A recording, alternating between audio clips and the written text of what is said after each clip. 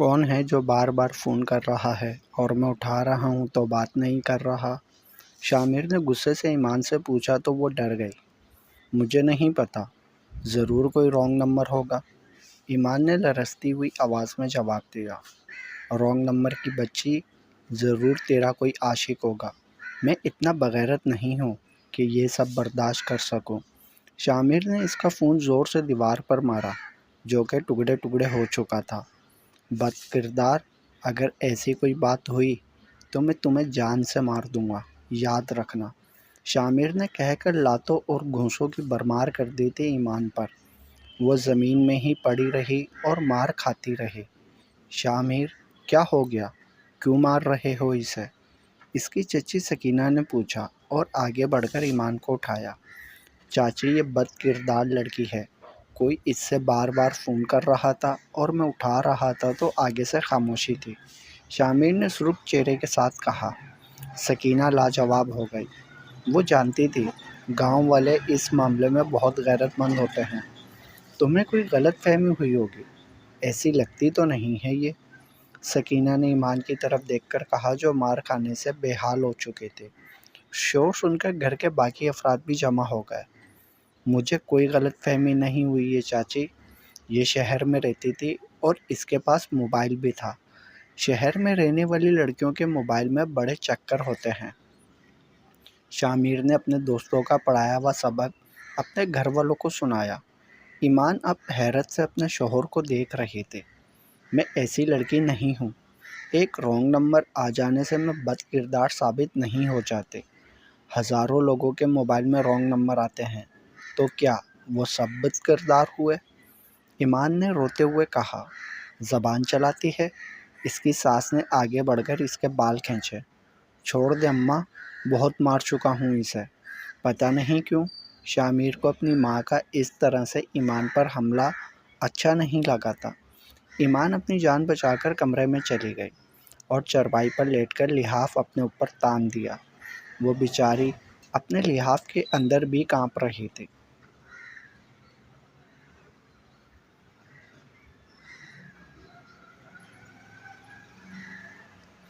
پھر یہ مار کٹائی روز کا معمول بن گئی۔ اب چھوٹی چھوٹی باتوں پر شامر اس پر ہاتھ اٹھانے لگا تھا۔ انسان جب ایک بار عورت پر ہاتھ اٹھانے کا عادی ہو جائے تو اس کو عادت پڑ جاتی ہے۔ شامر کو بھی عادت پڑ چکی تھی، چائے ٹھنڈی ہو یا کھانے میں نمک زیادہ ہو، کپڑے استری نہ کیے ہوں، ان سب باتوں پر ایمان ہر آئے دن مار کھاتی تھی۔ کبھی کبھی اسے دیکھ کر شامر کا رویہ بدلنے لگتا تھا۔ وہ اس کی طرف قدم بڑھانا چاہتا تھا، لیکن اس کے دوستوں نے اسے ایمان کے اس قدر خلاف کر دیا تھا کہ وہ چاہ کر بھی ایمان سے دور تھا، جو پیار کی حقدار تھی۔ اسے دن رات مارا جا رہا تھا۔ یوں 2 ماہ بیت گئے۔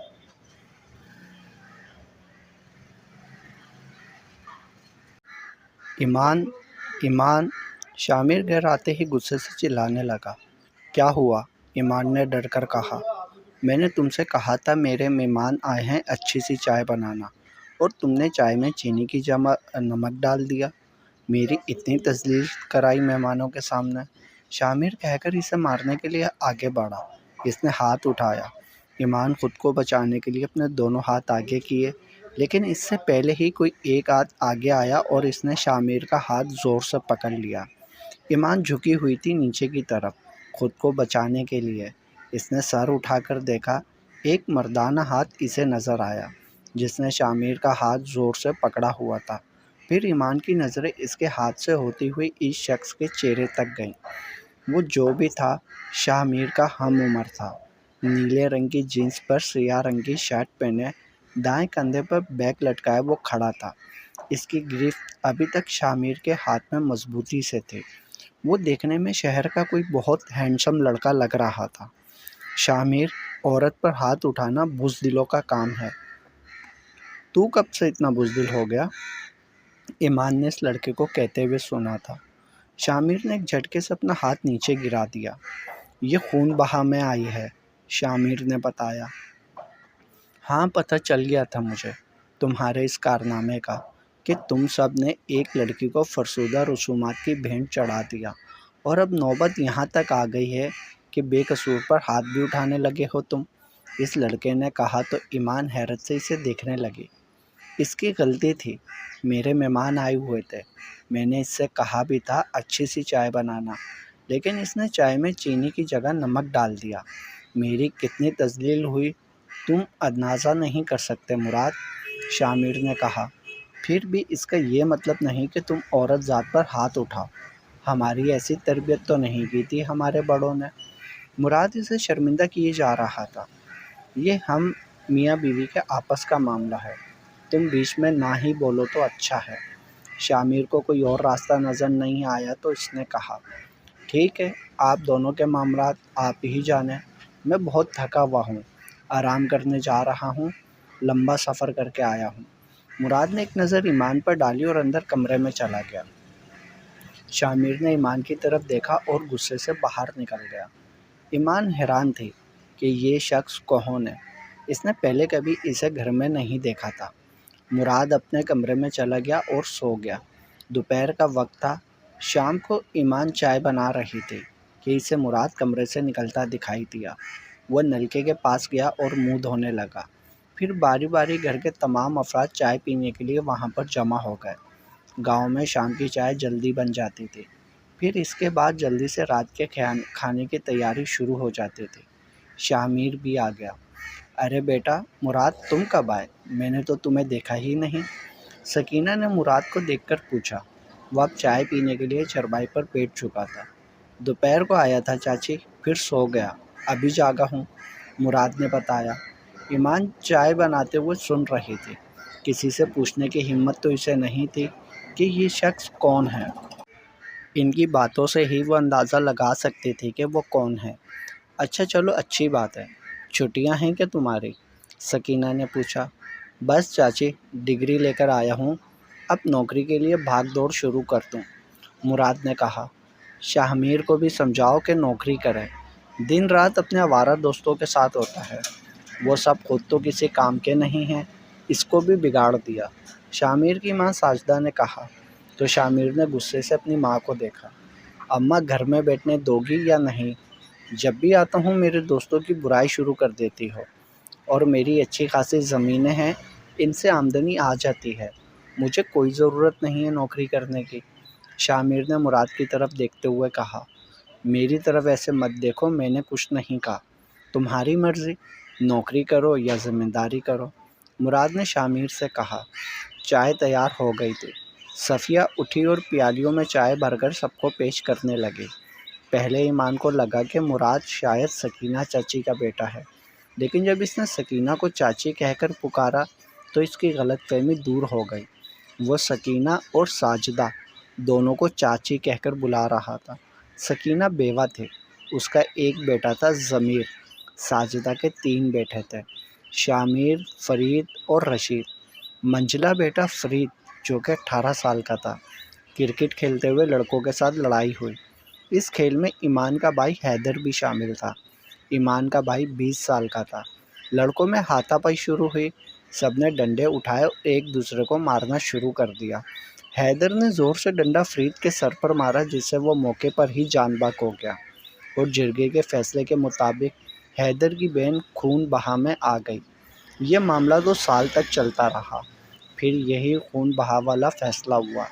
شامر اور مراد ہم عمر تھے، دونوں 25 سال کے تھے، دونوں چچا زاد تھے۔ مراد کے والدین فوت ہو چکے تھے، اس کی ماں تو اسے جنم دیتے ہی چلی گئی، پھر اس کے والد بھی موذی مرض کی وجہ سے وفات پا گئے۔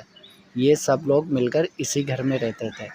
مراد زندگی میں آگے بڑھنا چاہتا تھا، وہ سمجھدار تھا، مگر شامر دوستوں کی باتوں میں آ کر نکارا گھر پر بیٹھا ہوا تھا۔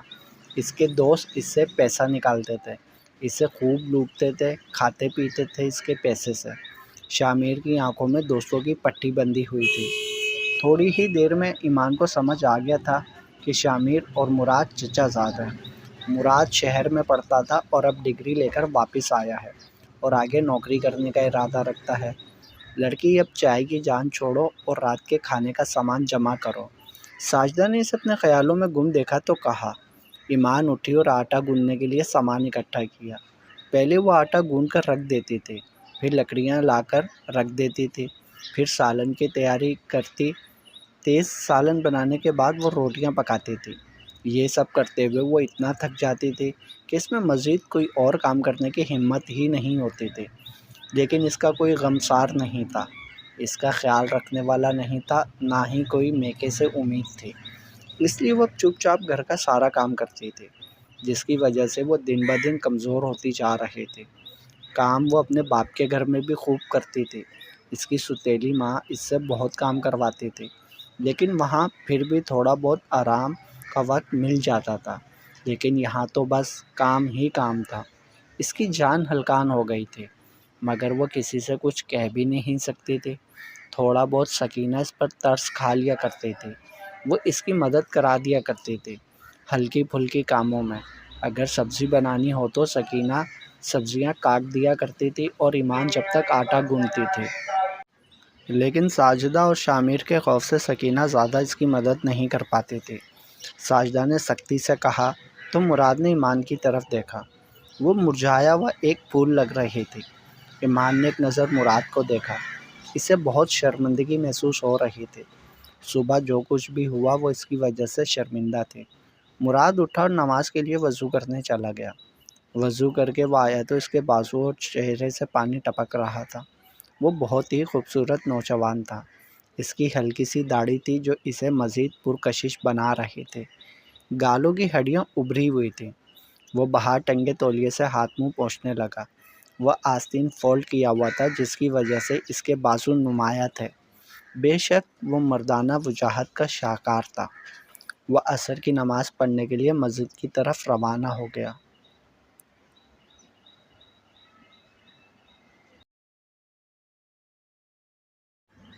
رات کے کھانے میں ساگ بنا تھا، جس کو کھانے کے بعد ایمان کی طبیعت خراب ہو گئی۔ وہ معدے کی مریض تھی، ساگ اس کو سوٹ نہیں کرتی تھی۔ کھانا کھانے کے تھوڑی دیر بعد ہی اس نے الٹیاں کرنا شروع کر دیں۔ سب نے دیکھا وہ بہت برے طریقے سے الٹیاں کر رہے تھے۔ شامر نے اسے دیکھا، اس کا دل کیا وہ اس کی طبیعت پوچھے، لیکن پھر اس کی انا آڑے آ گئی اور وہ وہاں سے چلا گیا۔ کیا ہوا بیٹی، طبیعت تو ٹھیک ہے تمہاری؟ ساجدہ سے نظر بچا کر سکینہ نے پوچھا۔ نہیں چاچی، ٹھیک نہیں لگ رہی ہے، ساگ کھا لیا تھا، شاید اس کی وجہ سے طبیعت بگڑ گئی، اس نے بے حال ہو کر کہا اور چرپائی پر بیٹھ گئی۔ مراد سامنے ہی بیٹھا ہوا تھا۔ وہ کمرے کے اندر گیا اور اپنے بیگ سے معدے کے درد کی ایک گولی نکالی، پھر سکینہ کو کمرے میں بلایا۔ یہ جو گولی ان کو دیتے ہیں، معدے کے درد کے لیے فائدہ مند ہے۔ مراد کو ایمان پر ترس آ گیا۔ شامر نے تو اسے پوچھا تک نہیں۔ بیٹا یہ گولی کھا لو، مراد نے دی ہے، وہ کہہ رہا ہے معدے کے درد کے لیے فائدہ مند ہے۔ سکینہ نے اسے گولی دی تو اس نے کھا لی۔ سنو ایمان، کہیں تم حاملہ تو نہیں ہو؟ سکینہ نے آہستہ آواز میں پوچھا، تو ایمان نے چونک کر ان کی طرف دیکھا اور نفی میں سر ہلایا اور اپنے کمرے میں چلے گئی اور نڈھال ہو کر چرپائی پر لیٹ گئی۔ موسم نے کروٹ بدل لی تھی۔ اب موسم گرما کی آمد تھی، اس لیے شامر اور اس کے دوست ڈیرے پر آگ نہیں جلاتے تھے، بلکہ رات ہوتے ہی ٹھنڈی ہوا شروع ہو جاتی تھی، ہلکی سی جو کہ بھلی لگتی تھی۔ وہ سب چرپائیاں ڈال کر وہاں پر بیٹھے ہوئے تھے اور باتیں کر رہے تھے، مگر آج شامر کچھ اداس سا تھا۔ کیا بات ہے شامر، کن سوچوں میں گم بیٹھا ہوا ہے آج؟ قاسم نے کہا۔ کچھ نہیں یار، بس تیری بھابھی کی طبیعت ٹھیک نہیں تھی، سوچ رہا ہوں اسے ڈاکٹر کے پاس لے جاؤں کل، شامر نے کہا۔ کیوں، کیا ہوا بھابھی کو؟ حامد نے پوچھا۔ پتہ نہیں یار، بہت الٹیاں کر رہے تھے، بہت بے حال لگ رہے تھے۔ شامر واقعی تھوڑا پریشان ہوا۔ کیا الٹیاں؟ اس کا مطلب ہے تو باپ بننے والا ہے، قاسم نے چونک کر کہا۔ نہیں یار، ایسی کوئی بات نہیں، شامر بولا۔ لیکن الٹیاں تو شادی شدہ لڑکی تب ہی کرتی ہے جب وہ ماں بننے والی ہوتی ہے، پھر اس کو چکر بھی آنے لگتے ہیں۔ کہیں ہمارا شک صحیح تو نہیں ہے کہ تیری بیوی کا کسی اور کے ساتھ چکر؟ قاسم نے کہا تو شامر غصے سے کھڑا ہو گیا۔ بس کر دو تم لوگ، بہت برداشت کر لیا ہے میں نے، بدتمیزی کی بھی کوئی حد ہوتی ہے، جو منہ میں آتا ہے بول دیتے ہو اول فول۔ ذرا تمیز نہیں تم لوگوں کو بات کرنے کی؟ میں کیا بغیرت ہوں جو تم لوگوں کی اتنی گھٹیا باتیں سنوں؟ شامر دھاڑا۔ نہیں، تو بغیرت نہیں ہے، بس ہم ہی بغیرت ہیں۔ پتہ نہیں کیسی لڑکی سے شادی کر لی ہے، لے جاؤ ڈاکٹر کے پاس، سب دودھ کا دودھ اور پانی کا پانی ہو جائے گا۔ میں نے کہا تھا نا کہ کسی اور کا گناہ تیرے سر پر تھوپ دیں گے، اور وہی لگتا ہے ہو گیا ہے۔ قاسم بھی غصے سے کھڑا ہو گیا۔ شامر، دیکھو اس میں غصہ کرنے والی کوئی بات نہیں ہے، قاسم صحیح کہہ رہا ہے، تمہیں ایک بار تصدیق ضرور کرنی چاہیے۔ یہ عزت کا معاملہ ہے، اگر یہ بات سچ ہے تو تم اسے گھر سے نکال دو، اور اگر یہ جھوٹ ہے تو پھر ہم تم سے معافی مانگ لیں گے، لیکن سچائی کو جاننا بہت ضروری ہے۔ حامد نے اس کے شانے پر ہاتھ رکھ کر آرام سے سمجھایا۔ شامر تیزی سے وہاں سے نکل گیا اور گھر آیا۔ ایمان، ایمان، وہ اتنی زور سے چلایا کہ تمام گھر والے جمع ہو گئے، جیسے کوئی قیامت آ گئی ہو۔ مراد جو اوپر چرپائی پر لیٹا ہوا تھا، ہوا کھا رہا تھا، وہ بھی چھت سے جھانکنے لگا۔ شامر ایمان کے کمرے میں گیا۔ ایمان بے حال ہو کر وہاں لیٹی ہوئی تھی، گولی کھانے کی وجہ سے اس کی الٹیاں رک گئی تھیں۔ شامر نے اسے ہاتھ سے کھینچ کر اٹھایا اور گھسیٹتا ہوا اسے باہر تک لے آیا۔ بد کردار لڑکی، مجھے بتاؤ تم کیوں الٹیاں کر رہی تھی؟ شامر پوری قوت سے چلایا۔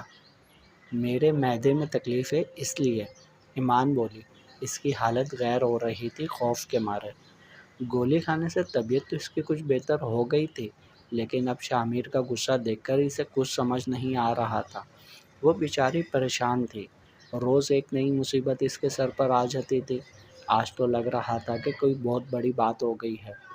جھوٹ بول رہی ہو تم، ضرور کسی کا گناہ میرے سر پر تھوپنا چاہتی ہو تم، شامر نے کہا تو اوپر چھت پر کھڑا ہوا مراد غصے سے نیچے آیا۔ آخر ہوا کیا ہے، مجھے بتاؤ تو صحیح، ساجدہ نے کہا۔ اماں یہ الٹیاں کر رہی تھی، اس کو چکر آ رہے تھے، اس کی طبیعت کیوں ایسی ہو گئی ہے، میں سوچ سوچ کر پریشان ہوں، شامر نے چیختے ہوئے کہا۔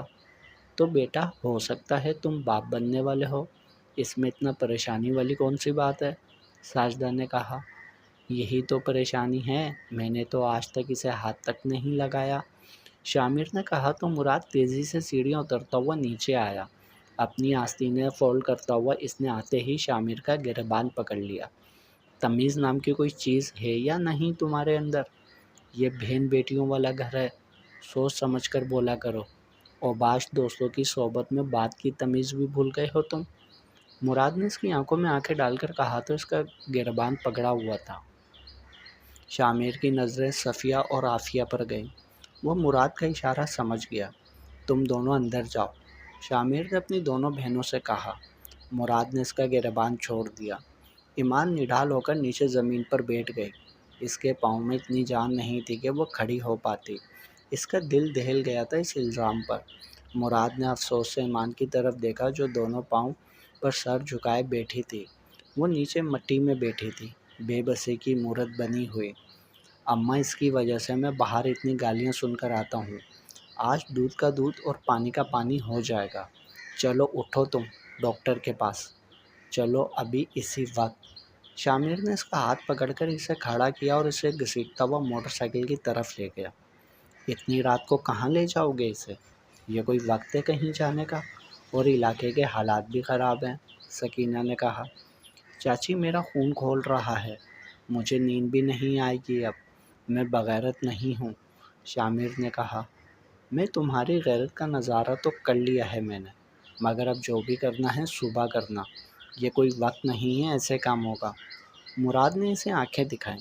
شامر اس کی آنکھوں میں دیکھنے لگا۔ دونوں کی آنکھیں غصے سے سرخ ہو رہی تھیں اور دونوں ایک دوسرے کو غصے سے دیکھ رہے تھے۔ تم تو آرام سے گھر میں بیٹھے رہتے ہو، باتیں مجھے سننی پڑتی ہیں، جو مجھ پر گزر رہی ہے، تمہارے ساتھ یہ سب کچھ ہوتا تو پوچھتا تم سے، شامر نے دبی دبی آواز میں مراد سے کہا اور پھر سے ایمان کا ہاتھ کھینچا اور اسے موٹر سائیکل میں بیٹھنے کو کہا۔ میں اس حالت میں کیسے جا سکتی ہوں؟ مجھے چادر تو پہن لینے دیں، ایمان نے روتے ہوئے کہا۔ اس کا دوپٹہ بھی نیچے زمین پر گر گیا تھا۔ پہن آؤ چادر جلدی، شامر نے کہا تو وہ اندر کمرے میں چلی گئی اور اپنی لال رنگ کی چادر اٹھائی جو اس کے جہیز کی تھی۔ اس نے چادر اوڑھی اور باہر آ گئی۔ مراد نے اسے دیکھا، چاندنی میں اس کا چہرہ صاف دکھائی دے رہا تھا۔ ایک پل کو مراد خود بھی سوچ میں پڑ گیا، کہیں شامر کا لگایا ہوا الزام سچ تو نہیں ثابت ہو جائے گا۔ وہ جانتا ہی کیا تھا اس لڑکی کے متعلق، سوائے اس کے کہ وہ ونی میں آئی ہوئی ایک لڑکی ہے۔ شامر اس کا شوہر تھا، اور اگر اس کا شوہر اس کے بارے میں اتنی بڑی بات کر رہا تھا تو ضرور اس نے کچھ دیکھا یا نوٹ کیا ہوگا۔ ابھی کچھ بھی کہنا قبل از وقت تھا، لیکن پھر بھی مراد کو اس معصوم سی لڑکی پر ترس آ رہا تھا۔ اس کا دل یہ ماننے کو تیار نہیں تھا کہ یہ معصوم سی لڑکی کوئی گناہ کر سکتی ہے۔ وہ اسے بہت پاکیزہ سی لگ رہی تھی۔ ایمان سر جھکائے اپنے آنسو پوچھتی ہوئی موٹر سائیکل پر بیٹھ گئی۔ اس وقت رات کے 10 بج رہے تھے اور گاؤں کے حساب سے یہ وقت بہت دیر کا تھا۔ اس وقت باہر نکلنا خطرے سے خالی نہیں تھا۔ اسپتال تھوڑے سے فاصلے پر تھا۔ موٹر سائیکل اب سڑک پر رواں دواں تھی۔ بہت غصیلے تاثرات لیے شامر موٹر سائیکل چلا رہا تھا۔ اس کی آنکھیں سرخ تھیں۔ اس کے ذہن میں اس کے دوستوں کی باتیں گونج رہی تھیں۔ وہ سب اس لیے نہیں کر رہا تھا کہ اسے ایمان پر شک تھا۔ وہ یہ سب اس لیے کر رہا تھا تاکہ وہ اپنے دوستوں کو بتا سکے کہ ایسی کوئی بات نہیں ہے، اور یہ ثابت کرنے کے لیے اس نے صبح تک انتظار نہیں کیا۔ لاشعوری طور پر وہ ایمان کی پاک دامنی ثابت کرنا چاہتا تھا، لیکن ظاہر ایسے کر رہا تھا جیسے اسے شک ہے، اور اسے خود بھی سمجھ نہیں آ رہا تھا کہ وہ کیا کر رہا ہے۔ اور پیچھے بیٹھی ہوئی ایمان کن خیالوں میں گم تھی۔ اس کی چادر ہوا کی وجہ سے اس کے سر سے سرک گئی تھی، جسے دوبارہ سر پر کرنے کی اسے ہمت نہیں تھی۔ وہ اپنے حال پر حیران تھی۔ یہ کیسا وقت تھا، یہ کیسی قیامت تھی، اور یہ کیسی آزمائش تھی۔ وہ سوچ رہی تھی۔ وہ سچی تھی، اس بات کو تو اسے اطمینان تھا، لیکن وہ اس الزام پر حواس کھو بیٹھی تھی۔ آج تک اس کے ساتھ کچھ خاص اچھا نہیں ہوا تھا، لیکن جو آج اس کے ساتھ ہو رہا تھا وہ بدترین تھا۔ وہ اب تک شامر سے بہت مار کھا چکی تھی، لیکن اسے پھر بھی اتنی تکلیف نہیں ہوئی تھی جتنی آج اس الزام پر ہو رہی تھی۔ وہ مار تو اس کے جسم پر لگی تھی، جو زخم بھر بھی گئے تھے، لیکن اس الزام سے تو اس کی روح تک زخمی ہو گئی تھی، اور اسے لگ رہا تھا کہ یہ زخم کبھی نہیں بھر سکتا۔ وہ دونوں ہی اپنے ذہنوں میں ایک جنگ لڑ رہے تھے کہ اسپتال آ گیا۔ ایمان اپنی چادر سنبھالتے ہوئے نیچے اتری۔ شامر نے بھی زخمی نظروں سے اس کی طرف دیکھا۔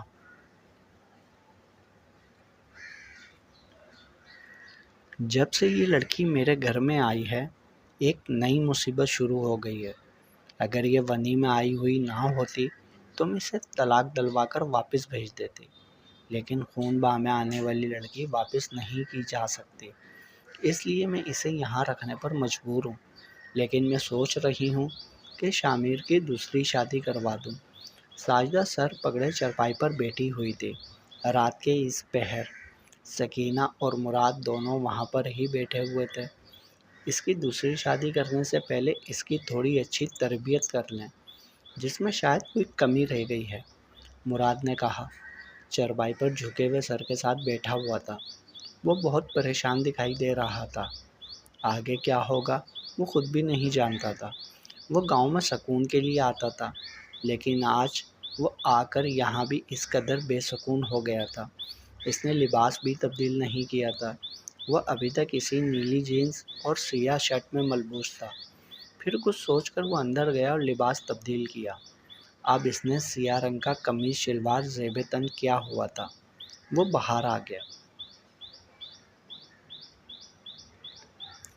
آپ کی بیوی کو ہیضہ ہوا ہے، یہ پریگننٹ نہیں ہے، لیڈی ڈاکٹر نے ایمان کا چیک کرنے کے بعد شامر سے کہا۔ شامر میز کے اس پار بیٹھا اب کسی حد تک پرسکون تھا۔ آپ لکھ کر دے دیں مجھے اس رپورٹ میں، شامر نے ڈاکٹر سے کہا۔ کیوں؟ لیڈی ڈاکٹر نے پوچھا۔ اپنے دوستوں کے منہ پر مارنی ہے یہ رپورٹ صبح، شامر نے دل میں کہا۔ ٹھیک ہے میں لکھ دیتی ہوں، ڈاکٹر نے کہا اور لکھنے لگی۔ ایمان اب شامر کے ساتھ والی کرسی پر آ کر بیٹھ گئی۔ شامر نے ایک نظر اس کی طرف دیکھا، لیکن ایمان نے شامر کی طرف نہیں دیکھا۔ وہ میز کی طرف ہی دیکھ رہی تھی کسی روبوٹ کی طرح۔ میں نے طاقت کی کچھ دوائیں ہیں لکھ دی ہیں، ان کو کھلا دیجیے گا، بہت کمزوری ہو گئی ہے۔ لیڈی ڈاکٹر نے پرچی لکھ کر شامر کے حوالے کی۔ کچھ دن ان کو آرام کی ضرورت ہے، ورنہ ان کی طبیعت مزید بگڑ سکتی ہے، یہ بہت زیادہ کمزور ہو گئی ہیں، ڈاکٹر نے کہا۔ چلو، شامر نے ایمان سے کہا تو وہ اٹھ کھڑی ہوئی۔ دونوں اب واپسی کا سفر طے کر رہے تھے۔ گھر پہنچتے ہی شامر نے موٹر سائیکل اندر کھڑی کی اور بنا کسی سے بات کیے سیدھا اپنے کمرے میں چلا گیا۔ سب سمجھ گئے کہ اس کا الزام جھوٹا ثابت ہوا تھا۔ اگر اس کا الزام سچا ہوتا تو وہ ایمان کو گولی مارنے میں 1 منٹ بھی نہیں لگاتا۔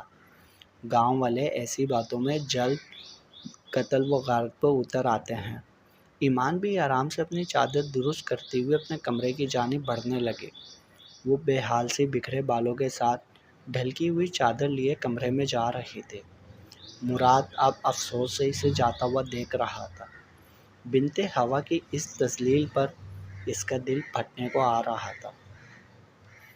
جیسے ہی صبح ہوئی، چائے پیے بغیر ہی شامر رپورٹ اٹھائے ڈیرے کی جانب بڑھنے لگا۔ وہ جانتا تھا کہ اس کے دوست اس وقت وہاں پر بیٹھے چائے پی رہے ہوں گے۔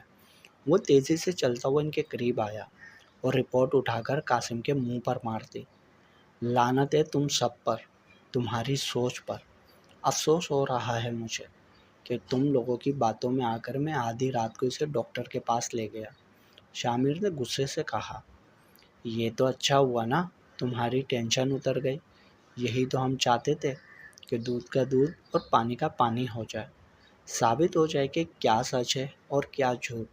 ہم نے جو بھی کہا تمہاری بھلائی کے لیے کہا، کم از کم تمہاری یہ پریشانی تو دور ہو گئی۔ حامد نے بات سنبھالنے کی کوشش کی۔ وہ پہلے سے یہ سب سوچے ہوئے بیٹھا تھا کہ شامر سے اب کیا کہنا ہے۔ ہاں یار شامر، ہم نے صرف تمہاری پریشانی دور کرنے کے لیے تم سے ایسا کرنے کو کہا تھا۔ ہم تمہارے دوست ہیں، تمہارے دشمن نہیں ہیں، تمہارا بھلا چاہتے ہیں، مگر افسوس ہے کہ تم ہمیشہ ہمیں غلط سمجھتے ہو۔ اب تم خود بتاؤ، کیا تم دل ہی دل میں مطمئن نہیں ہو اس کی طرف سے؟ قاسم نے اس کے کندھے پر ہاتھ رکھتے ہوئے کہا۔ ان سب نے پوری پلاننگ پہلے سے کر رکھی تھی کہ شامر کو کیسے ٹریپ کرنا ہے، لیکن آج شامر بہت غصے میں لگ رہا تھا۔ ان کو محسوس ہوا کہ یہ اتنا آسان نہیں ہے، بات بڑی تھی اس بار۔ تم لوگ اندازہ نہیں کر سکتے کہ مجھے گھر والوں کے سامنے کس قدر شرمندگی کا سامنا کرنا پڑا ہے اس بات کی وجہ سے، شامر نے دبی دبی آواز میں کہا۔ کوئی بات نہیں، 1-2 دن میں سب لوگ سب کچھ بھول جائیں گے۔ تو آرام سے بیٹھ اور ہمارے ساتھ چائے پی، وزیر نے اسے چائے دیتے ہوئے کہا۔ وہ کچھ دیر کھڑا سوچتا رہا اور پھر وزیر کے ہاتھ سے چائے کا کپ لے کر وہاں بیٹھ گیا۔ جاری ہے بقیہ اگلے پارٹس میں۔ تمام پارٹس پڑھنے کے لیے چینل کو سبسکرائب کریں، لائک ضرور کیا کریں اور کمنٹس میں اپنی رائے بھی بتائیں۔ یہ ناول آپ کو کیسا لگ رہا ہے؟